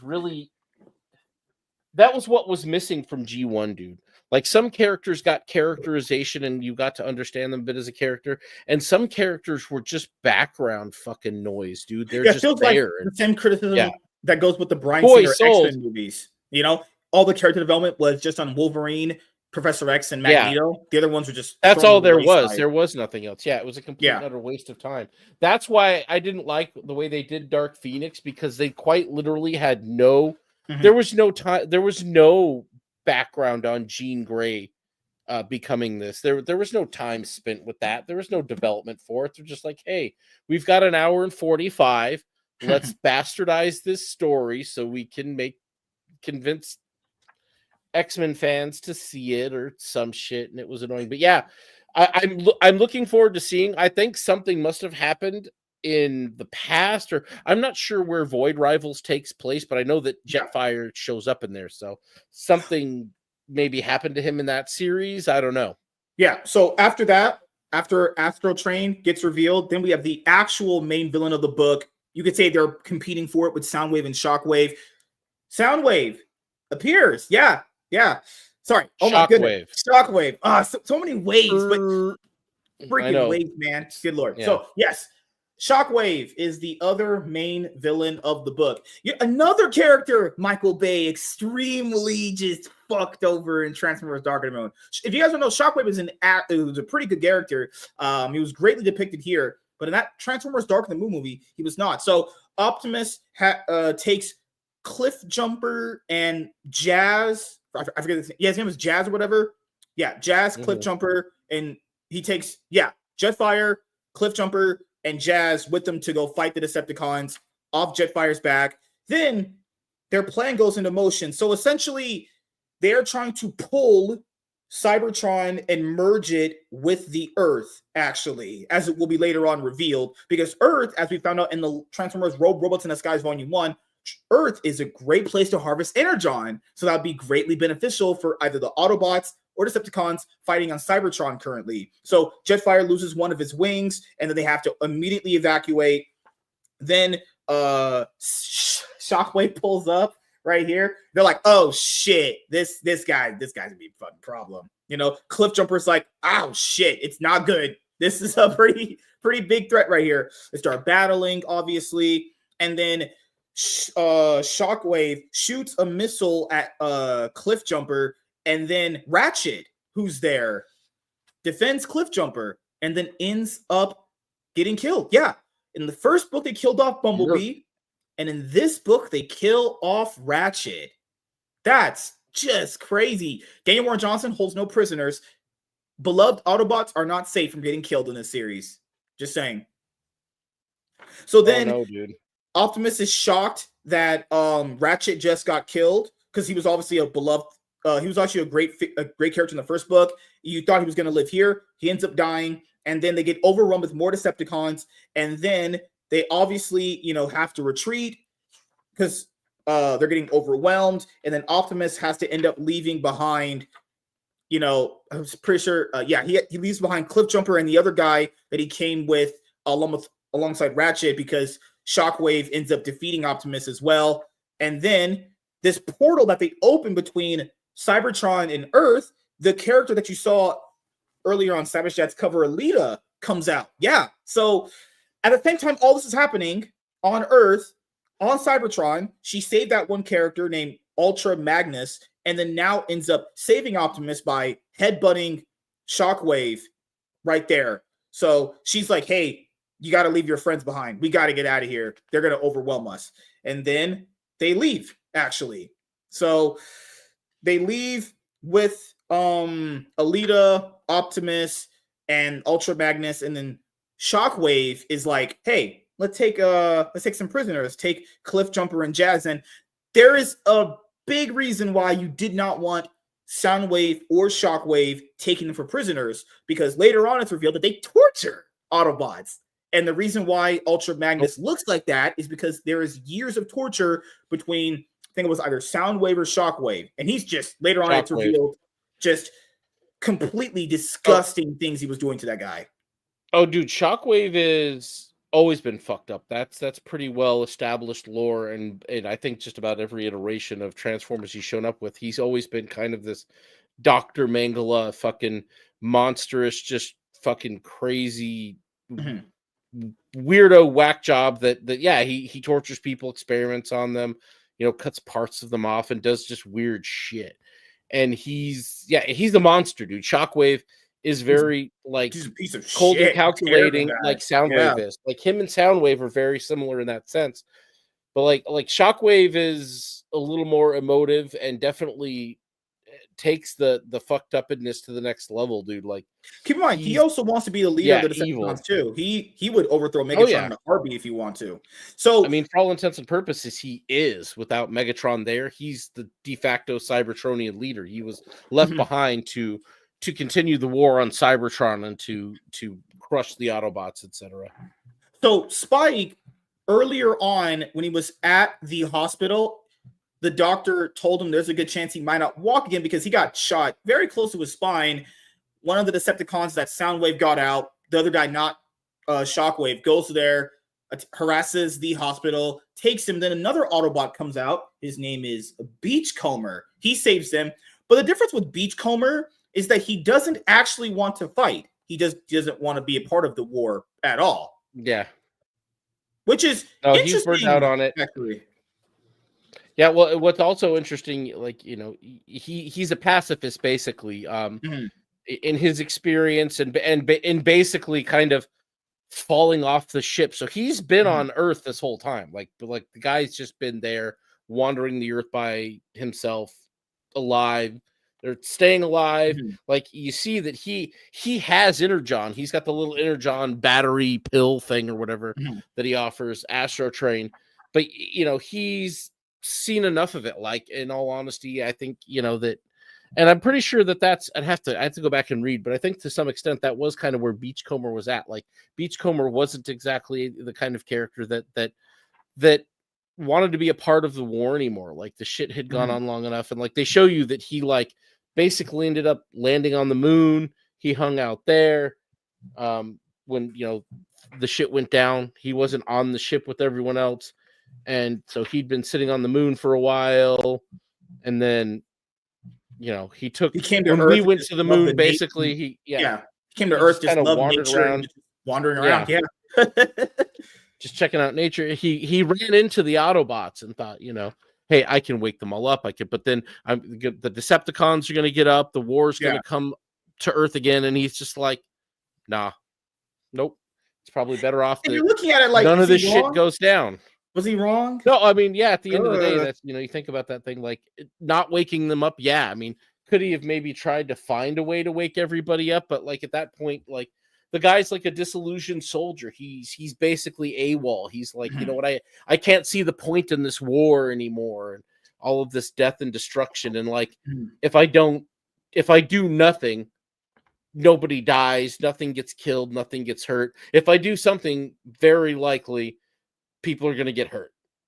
Animals, things, nature, all this stuff that I've been wandering the Earth for years, checking out, is all going to get wrecked and destroyed. It's like, okay, do I want to do this? And he just like, no, just going to let it. Better off that it stays buried. And yeah, I mean, to that extent, he's right. No one's getting hurt. No one's, at least not here on Cybertron. The war is raging and everything else, but it's not here destroying this planet at the time. So, I think he's definitely justified in his thoughts there and the actions he took with it. Now, what does being a pacifist do? And it'll be interesting to see where they go with him over time. Like, you can see here, he's got the little Energon canister that he's trying to say, hey, here, you can have enough to like keep yourself going, but I'm not going to give you much more than that. And but yeah, what happens to him over time in the story? Is he able to stay a pacifist? This is the kind of thing, like, that's what I was thinking. Maybe in volume 3, he just sees what's going on so bad he just gets back into battle with them. That's what I'm thinking. That's what it's like. Something happens that kind of just changes his mind. He realizes, I'm doing no good in avoiding fighting here. That, or he just gets murked right away because this is Stanley Warren Johnson. I mean, who knows, dude? So after that, the machine that they are utilizing to transport Energon to Cybertron to help them out with this war, Shockwave is like, you know what? Our feeder is prepared and ready. So there's another side of their plan. Now they actually literally want to bring Cybertron to Earth. So, guys, you probably know what that means. That means everyone's going to die. Everyone's dead. That's what that would mean. So, he essentially, first part of the plan, wants to take all the Energon, give it to Cybertron, then just take out the Earth and put Cybertron where Earth is at. Yeah, Shockwave is insane. That's insane. How much murder that would cause? Billy, everyone's just dead. Yeah, everyone dies.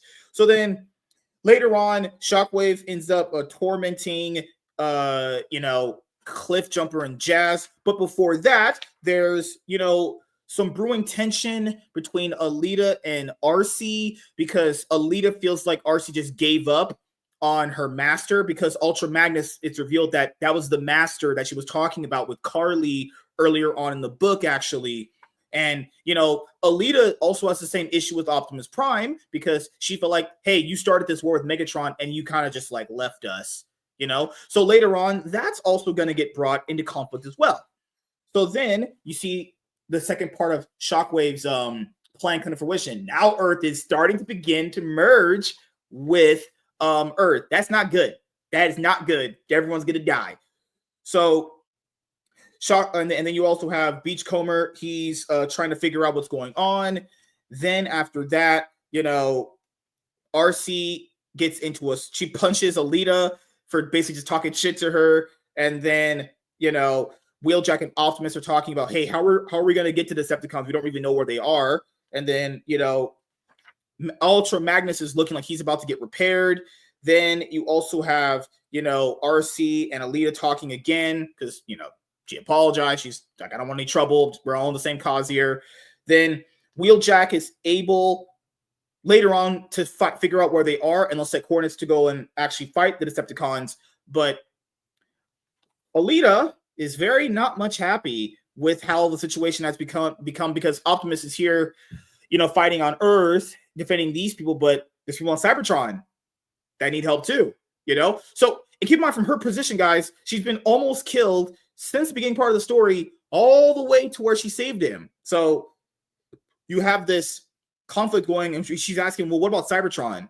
Like, what about Cybertron? The fuck? Like, does our planet just mean nothing to you? And you're like, well, if a planet's getting overwhelmed and he has to get everybody out, you just suddenly just admit defeat. You can't go back, So then, they have another talk with each other. And then after that, RC's like, hey, Carly, you need to stay back. Don't need to be worrying about you when we're fighting. And then so there's a part that I have to show you guys right now because the twist will come later on. So Optimus tells Alita that because she had the coordinates to find the Decepticons where they're at right now. But later on, keep in mind what I just said that there. Another thing is going to actually play out with that. So they figure out a way to get to the Decepticons, and they actually go and battle them in just a moment here. Beachcomber is talking about, sorry, not Beachcomber. The kid Spike is remembering when he first met Optimus back in the first book, actually, when Optimus accidentally crushed that deer. He's talking about like, hey, I just don't want to, not be in the battle at all. And then Optimus Prime, Shockwave is about to torture Cliff Jumper and Jazz more. And then Optimus is like, hey, yeah, we're here. And then RC is about to kill Shockwave. Then Optimus is like, hey, don't do that. She ends up getting attacked by Shockwave, and then he pulls Cliff Jumper to him, obviously as a hostage situation. And then obviously a battle starts. Devastator appears because they're the same three Decepticons from the last book. They actually lived. Now Devastator's back, so obviously that's gonna be a problem to deal with. Then Ultra Magnus appears, and you're like, oh damn, the cavalry's here. Yeah, no. Holy crap. I was not expecting that. He just runs away. He just literally runs. He's like, oh god. Oh yeah, that was what was wild, dude.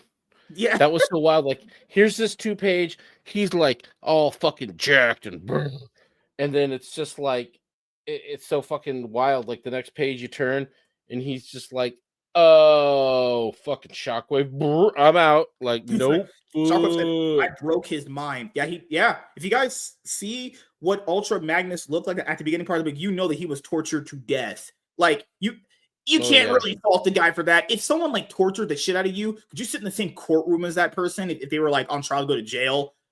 I don't know, right? So Carly sees the battle rage on from her point of view, and the Decepticons are about to battle the Autobots once again with Shockwave. They're all fighting, and they continue fighting. Then Carly, like in the last book, she doesn't listen. She drives a van straight into Shockwave, hurting him so much that Cliffjumper is out of, Soundwave's hands. And then after that, with Soundwave not holding on to Cliffjumper anymore, the Autobots charge and attack them more.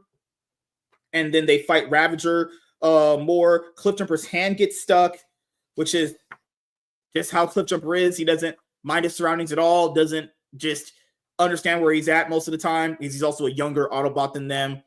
And then Cliffjumper ends up getting taken once again later on by Shockwave. And then I'm pretty sure after that, they ended up, they hit Devastator. Devastator ends up getting knocked into that portal machine that Shockwave is using to bring Cybertron to Earth. And then after that, Optimus is like, hey, you know what? I'm going to go get Cliffjumper. I'll just do it myself. Love that part. This was my favorite pages right here where Optimus is like, you know what? I'll just do it myself. Goes in there, sees Shockwave with Cliffjumper right here, shoots with that Megatron hand that he got from the last book, shoots straight through him, blowing his arm off, completely blowing off Shockwave's arm, and then just destroying him, beating his ass completely down. Now, he doesn't initially kill him, but the same vision problem that he had the first part of the book, remember how I said earlier in the review, he had a random vision of Spike crying as a baby? Like, there's some weird link between, like, the dad when he sacrificed himself in book 1 interfering with Optimus's mind, where the vision happens again, and he just can't control himself. He just doesn't know what the vision is, and he just basically just kills Shockwave, actually. Just completely blows his head off, actually. That's crazy. He crushes his head with his fucking hands, dude. It's wild. Like, you just see right here, he just like, bam. And then Cliffjumper is like, Optimus, hey, yo, buddy, are you good? Optimus is like, I don't know what I done. Because remember how he felt when he killed that deer on accident. And keep in mind, this is an accident because he's not even in control of what's going on with his brain based on something that happened. And then Alita comes into the picture again. So she actually followed him into that portal where the Decepticons were heading into. Because for me to explain this to you guys, okay, so the portal that Shockwave was using to basically bring Cybertron to Earth, there was a part in their ship where they could just go into Cybertron from that portal as well. There was one that was leading Cybertron as the planet to come in, and then there was one where they could just go to Cybertron, obviously, because they needed to go there for more Energon and parts and all that bullshit. So the Alita comes out. This is where the big twist of the book comes. She's like, so you're finally back to your old self. You're like, oh shit, wait a minute. She didn't do what Optimus Prime told her to do. Yeah, now you're finally starting to figure this out. So Optimus is like, hey, come on, Cliffjumper. We got to go. It's time to go home. You know, Cliffjumper's been through a lot this book. But Miss Lita's like, you know what? You will not be leaving. Because remember, earlier in the book, she was very mad that Optimus Prime ended up not sticking around for Cybertron after getting overwhelmed and he left, right? And she's like, Optimus is like, wait, hold on. What the fuck? What the hell is going on? What are you doing? Yeah. Do you know those coordinates that he asked her to set so they could get back home? And so basically you would need one portal to get to the other. She would need to set those coordinates so they could get back, obviously, and go through the portal to get back to where they were at. Yeah, she didn't do that. That's the big twist. She did not she did not do what Optimus Prime said. She said she would do it. She lied because she is so sad and distraught at what has been happening to Cybertron, to the point where now that basically Optimus Prime is back on Cybertron, she wants him to stay. And she basically just risked him not being on Earth anymore. And then later on, right here, Optimus is like, he pulls out his gun. He is just at an impasse so far. So if Optimus shoots this right here, that stops the link between what Shockwave was doing, right? And then she's like, hey, if you do that, you can't go back to Cybertron. You'll be back on Earth. Conflicted, Optimus Prime ends up doing it. Now, there's a part here where I actually have to keep pulling the pages back and reading it, because where you see Cliff Jumper right there, you don't see him anymore. You don't even know what happened to Cliff Jumper. He's not shown in the rest of the pages of the book, actually. And she loves Cybertron so much, she just wants Optimus Prime to come back and help her with it. But Optimus Prime now has to be on Earth because the Decepticons are also on Earth now, fighting with humans. So it's not like necessarily she's a villain, but it's more like she doesn't know what she just did there, right? You kind of just fucked over the Autobots that already had nothing without Optimus Prime there. Now they're really going to lose, right? And she's like, hey, I need you. He's like, you know what? I need to be with Earth at this point. So he blows up the portal link, and then that causes basically one part of Cybertron to be there because it stops it because it was halfway almost done getting in closer to the Earth. And then he falls out because the portal link is gone. He would just fall back down to Earth. He's burning. And then Beachcomber ends up saving him, actually. So Beachcomber saves Optimus Prime. But then the last page has another reveal. Oh, shit. Part of Cybertron is just like somewhere just falling into the now. Ocean. Yeah. Like the hand of those of the fucking Celestials at the end of that one movie nobody watched. But yeah, that was one of the Cliff Jumper. Alita is back on Cybertron. No, dude, it's the place a that she great tried to escape cliffhanger. From. Just what an absolute amazing cliffhanger.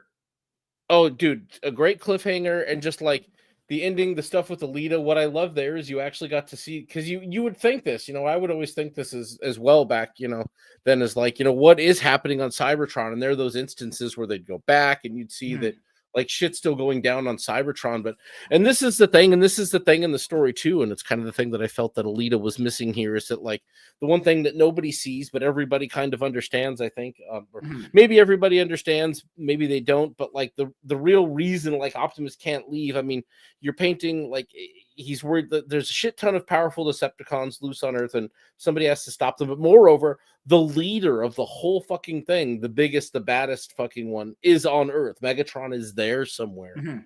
And Optimus knows that. And it's like, I can't just like fucking leave Earth for and she's conflicted herself. She says right here, yeah, I don't actually want to do this. She just loves Cybertron. She loves being an Autobot. Yeah. And sorry, it wasn't necessarily coordinates, but to be fair, it was also Optimus Prime wanted to plant charges. So instead of these charges would basically give them enough time to get off and go back to Earth and stop Cybertron from merging with the Earth. And then record it back to that portal because they needed, that would also, lead the way to go. And she didn't do that. That's not good. That is not good. But it's hard to really say she's not a villain. It's hard to say that because Optimus is like, you can't do this. We can't just sacrifice the whole Earth for Cybertron. That's wrong. Yeah, exactly. Well, you can't just turn it over to Megatron to like fucking go and do whatever the fuck Megatron's gonna do. I mean, you're just you're leaving him with a rich resource of Energon. Like as an Autobot, you know that's a bad fucking idea. I mean, all these guys get juiced up and come back to fucking Cybertron, or find a way to get the shit to Cybertron. Basically, it's like it's the problem, and Optimus is the guy that needs to fucking stop it. Like, it was set up at the beginning part of the book that she would definitely always choose Cybertron based off the situation that she was in. She was always going to choose Cybertron. Yeah. So I like the way that he suddenly kind of convinced you that maybe she was going to be on their side.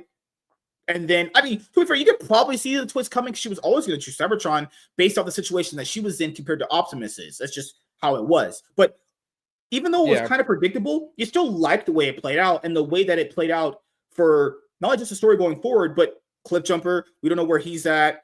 We don't know what Optimus is going to do now that Cybertron is like halfway coming to the Earth.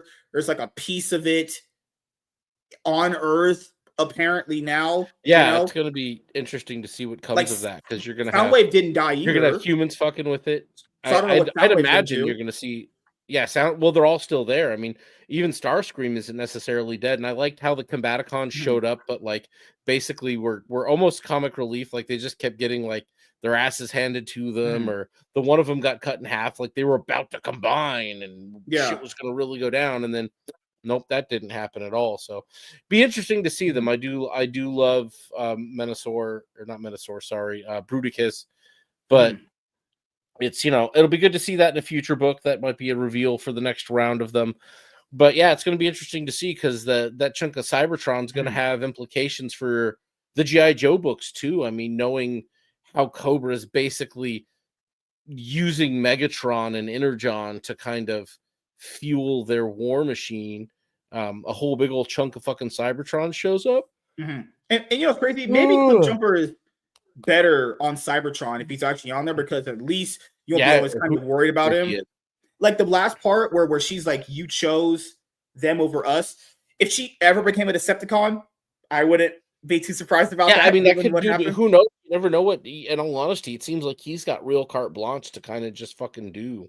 Things. It'll be interesting to see what goes on next. I mean, I'm looking forward to the next volume. I'd already pre-ordered it. It's the ending was great, and this is the one thing about this book and the other book, and it's like, can I say that this one's better than the other one? I don't think you can really judge it that way. What you can say is that this is consistent. Daniel Warren Johnson's understanding of the books and his interest in the characters, his interest in the plot and the world development and everything else, he is fully fucking engaged in this book. He is not like, oh, I gotta trade paperbacks worth done. I'm gonna phone in the fucking rest of it. Like, no, he's in it. He's in this, and I'm hoping that we get 4 trades with him in it all the way to the hilt, and that Kirkman is not stupid and is actively finding somebody who can continue to make this level of commitment to these characters in the story. Otherwise, they should just let it end when Johnson's done. Like I don't want somebody to trust someone else. Honestly, writing as good as he does. That's what I'm saying, is that like Kirkman really needs to be looking for somebody who can maintain this kind of narrative consistency. This is the one thing that comic books always had a problem with when they changed creators. Like when you had a creator that had a definitive arc, not just a definitive arc for a character, but also a definitive arc for themselves. There's more like a game-changing arc for the characters as a whole. Oh yeah, I mean, look at that as like the beacon of like that character. Yeah, well, I mean, look at like Chuck Dixon's run back in the days in Batman. Like that helped define who he was as a writer. I mean, you look at anything he's done after, even his like actual novels that he writes. There's this air of vigilantism to everything that he works in, because it helped define him and he understood it. And you look at, like, as I often refer to as Joe Kelly's arc on Deadpool was fantastic. But what came after Joe Kelly? Mediocre. Yeah, it wasn't good. I mean, and you'll see this even like in the X-Men books, like when they had the big change. Yeah. Trying to think, it was who took was it Scott Lobdell? Who was writing X-Men? I got to go back and look. Like, but this would constantly happen. Avengers had the same kind of problem. Like Kurt Busiek wrote a great run on Avengers, and I think after him, you didn't have anybody for a while. Then you got Brian Michael Bendis, which, to be fair, as much of a fucking copycat as he was, it was still a very strong arc for him. And then what came after was inconsistent. The Fantastic Four were plagued with that, with great runs with great writers, and then they'd be handed off to somebody who didn't give a shit. And that's the thing. Narrative consistency is the death of a book. Like, if they don't have somebody who maintains this level of story arc, I'd be just as happy with them ending it at issue 24 and saying, there you go, there's the story. That's it. Just, I don't think that's what Skybound is out there to do. They didn't buy this IP to end it in 24 issues. So I don't think he's going to be stupid enough to screw that up. It does make me wonder as well what's going to happen in the G.I. Joe universe or the G.I. Joe because essentially like, where's this all going? His run would end on the 4th trade at issues 19 through 24. So, because guys, I would just say this: Man, this was one of the few comic books or trade paperbacks that you say I had to go back and read. I was like, wait, I actually missed something there because I was so involved with the story, I missed just a few things. And then when you had to reveal that she didn't, set set the charges that he wanted with the coordinates that he had, you're like, the reveals were great, the setup was great, the dialogue is good, the pacing is great, the way the characters interacted with different characters this time around evolved. Like basically everything you loved from the first book evolved with this one and was just as consistent. And like just like with you, I would say it's not about one being better than the other. I think if I'm just looking at the books just between the two, I liked volume 1 better, but this was just as good. This is not bad at all. This is actually fantastic too. This will probably be one of the best reads of the year, for being honest here. This was great, honestly. It might be. Thankfully I'll have issue 3 of this, or volume 3 of this, before year's end. So it's going to be, continuing there. So as you guys are watching this really quickly, if you're just buying the Transformers series from Image and Skybound, just in trade paperback like we are, the next issue, Transformers Volume 3, Combiner Chaos, is coming out. That's going to be wild. Good Lord. It's coming out on May 27th, 2025. So essentially, what are we in July, February, March, April, May? About 4 months out, because it also gives them time to catch up on more issues and go further. And I remember there was a rumor that Daniel Warren Johnson was getting off the book at about 24 issues, or maybe it was the artist, because there's a different artist here, because remember, he was the artist for book 1 as well as the writer, and this time around for the artist to take over, it was George Corona, and he kept the same style, kept it consistent, so I thought that was actually great too. But just like I said earlier in the review, Transformers, the comic book series currently right now with Image and Skybound, is the best book on the market. If you don't want to just buy all the single issues to just do like that, buy both trades right now, because Transformers, Combiner Chaos Volume 3 comes out in May. You have plenty of time to catch up right now with both 2 books. But this book was just fucking fantastic. Just Daniel Warren Johnson masterclass. I absolutely love it. Very good stuff. Great stuff. Any other thing you want to mention before we head out of the review? No, man. That's it, man. It's good. Buy it, pick it up. Like, if you want something consistent, if you love Transformers, man, if you've got friends, you got teenagers that are into it, like, share this shit out, show it to them. Like, show them what's out there, dude. This is something that people should be enjoying. It's one of the rare occasions you've got mainstream ish comic book companies like Image and Skybound really hitting something out of the park these days. He's just, Daniel Warren Johnson is just, man, I wish he was my dad. I'm kidding, guys. It's a joke. So, man, Daniel Warren Johnson knows how to write a comic book story. I would say for any of the indie creators out there, not in the publishing scene, the ones that are doing like crowdfunds, read this to see what an actual comic book writer that has been doing it for a while knows how to perfect his craft. Man, Daniel Warren Johnson, Mike Spencer, just knocking out of the park. Transformers, best comic book series in the market right now. Can't wait for Transformers Combiner Chaos Volume 3. So thank you guys for checking out this video. If you guys are returning viewers or new viewers, then please consider subscribing to the channel if you have not already. Leave a like on this video if you enjoyed it and comment down below. Also, make sure you guys hit the notification bell. That way you guys can get notified whenever I upload a brand new video or go live. I'm MSK, aka Master Swag King, and I'm signing out, guys. See you guys later. Deuces. Peace. All right. So if you guys don't know, Professor Savage Dad has to get to bed. So we'll do the Rippaverse ranking on Sunday. So our Rippaverse comic book ranking will be on Sunday. So I'll just add in a different topic to this episode right now. I'll probably just put in what else would I put? I need a clever title right there. Oh, I'll just put in this. Robots are cool. There you go. That'll get the ladies. But yeah, man, you're gonna be going out of town this week to California, aren't you? Next week. Is it next week? Or is it this? Oh shit. Yep. So it's so you're not gonna be here on Tuesday. Okay, got you. So for those of you guys who don't know, we're going to be just doing what we do right now on Sunday. Okay. But don't worry, I have Lapsed Comic Fan as well. So you guys will not be without us doing comic book reviews, you know?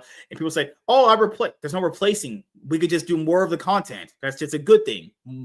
Bigger is better. I love the bigger meat, juicier, fresher meat. It's always good. And before we head out, I'll ask you, man, is there anything you want to plug beside my wife before we head out, actually? I'm not into dudes, but no, man, I ain't got really nothing coming up. Rogues Gallery. I'm not sure if I'm going to be on Friday. I'll probably be late if I am. I got a Friday evening thing I gotta do, but yeah, nothing huge coming up. Really, still working on finding time to get my shit together with my content. So, oh, because we already did this show for the week. I mean, unless you wanted to do it on Sunday, that's up to you. We'll see if I'm in town. We're going up to the this weekend. Okay. So if you guys don't see us potentially on Sunday because we already did the show this week, the next time you will see us will be on the 26th, actually. Because you'll be out of town for that week. Yeah, I'll be out of town all week. Yep. Yeah. So essentially you're choosing your job over me. How dare you? Yeah. That's what we do. All right. So you guys are obviously going to be loving more of the content we are going to be giving you guys. Thank you guys for your constant support. Really does mean a lot. I think the next time, we get the Melanie Magooner Gate video. Oh, it's so cringe, man. Oh my goodness, just holy shit. That was just, lady, you got to get laid. It reminds me of Plank from fucking Ed, and Eddie, bro. No interest there. All right, so thank you guys for checking out this episode of the MSK Show, and we will see you guys later. Have a great night, everybody.